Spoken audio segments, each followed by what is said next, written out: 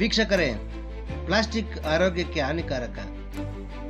ಜೀವ ವೈವಿಧ್ಯತೆ ಮತ್ತು ಪ್ಲಾಸ್ಟಿಕ್ ಮುಕ್ತ ಎಂದರೆ ಒಂದು ಪ್ರದೇಶದಲ್ಲಿ ಅನೇಕ ರೀತಿಯ ಜೀವಿಗಳು ಸೇರಿ ಬದುಕುವುದನ್ನು ಜೀವ ವೈವಿಧ್ಯತೆ ಎನ್ನಬಹುದು.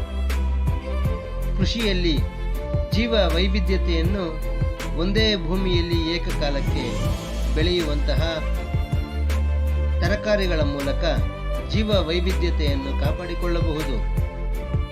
ಅದೇ ರೀತಿ ಒಂದೇ ಪ್ರದೇಶದಲ್ಲಿ ವಿವಿಧ ಸಾಕು ಪ್ರಾಣಿಗಳನ್ನು ಹಾಗೂ ಇತರೆ ಪ್ರಾಣಿಗಳನ್ನು ಒಟ್ಟಾಗಿ ಸಾಕುವುದನ್ನೇ ಜೀವ ವೈವಿಧ್ಯತೆ ಎಂದು ಹೆಸರಿಸೋಣ. ಇದೇ ರೀತಿ ಇಂತಹ ಜೀವ ವೈವಿಧ್ಯತೆ ಇರುವಂತಹ ಪರಿಸರಕ್ಕೆ ಮಾನವನ ಜೀವನದಲ್ಲಿ ಆತನ ಜೀವನ ಶೈಲಿಯೇ ಹಾನಿಕಾರಕವಾಗಿದೆ. ಇಂತಹ ಜೀವನ ಶೈಲಿಯಲ್ಲಿ ಕೇವಲ ಮಾನವನ ಬದುಕಷ್ಟೇ ವಿನಾಶವಾಗುತ್ತಿಲ್ಲ, ನೆರೆಯ ಪರಿಸರವೂ ಸಹ ವಿನಾಶದಂಚಿಗೆ ತಲುಪುತ್ತಿದೆ. ಮಾನವ ಭೂಗರ್ಭದಲ್ಲಿ ತೃಣ ಮಾತ್ರ.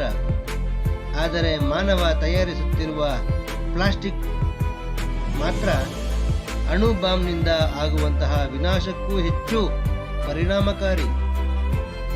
ಇಂತಹ ಪ್ಲಾಸ್ಟಿಕ್ ಉದ್ಯಮವನ್ನ ನಡೆಸುತ್ತಿರುವುದೂ ಸಹ ಮಾನವನೇ.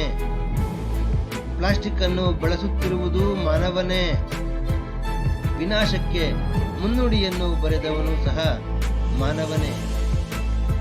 ವಿನಾಶಕ್ಕೆ ಸಿಕ್ಕಿ ನಿರ್ನಾಮ ಆಗುವುದೂ ಸಹ ಮಾನವನೇ. ಹೀಗಿರುವಾಗ ಪ್ಲಾಸ್ಟಿಕ್ ಮಾನವನಿಗೆ ಬೇಕೇ? ಪ್ಲಾಸ್ಟಿಕ್ ಒಂದು ವಿನಾಶಕಾರಿ ವಸ್ತು ಎಂಬುದು ಗೊತ್ತಿದ್ದರೂ ಅವಿದ್ಯಾವಂತರಿಗಿಂತಲೂ ಹೆಚ್ಚಾಗಿ ವಿದ್ಯಾವಂತರೇ ಪ್ಲಾಸ್ಟಿಕ್ ಅನ್ನು ಬಳಸುತ್ತಿದ್ದಾರಲ್ಲ, ಇದು ಸರಿಯೇ? ಪ್ಲಾಸ್ಟಿಕ್ ನಿಷೇಧ ಮಾಡಬೇಕಿದ್ದ ರಾಜಕಾರಣಿಗಳೇ ಪ್ಲಾಸ್ಟಿಕ್ ತಯಾರಿಸುತ್ತಿದ್ದಾರಲ್ಲ, ಇದು ತರವೇ? ಮಾನವನ ಜನ್ಮ ಮತ್ತೊಮ್ಮೆ ಎಂದರೆ ಅದು ಸುಳ್ಳು. ಮಾನವನ ಜನ್ಮ ಒಂದೇ ಜನ್ಮ. ಮಾನವನಿಗೆ ಪುನರ್ಜನ್ಮ ಎಂಬುದು ದೊಡ್ಡ ಸುಳ್ಳು. ಇರುವ ಒಂದೇ ಜನ್ಮವನ್ನ ಅರ್ಥಗರ್ಭಿತವಾಗಿ ಅನುಭವಿಸಿದರೆ ಅದನ್ನೇ ಸಾರ್ಥಕತೆ ಎನ್ನುತ್ತಾರೆ. ಇಂತಹ ಸಾರ್ಥಕ ಬದುಕಿಗೆ ಅಡಿಪಾಯ ಪ್ರಾರಂಭಿಸಿ. ಮಾನವ ಕುಲಕ್ಕೆ ಜಯವಾಗಲಿ. ಪ್ಲಾಸ್ಟಿಕ್ ಅನ್ನು ನಿಷೇಧಿಸಿ.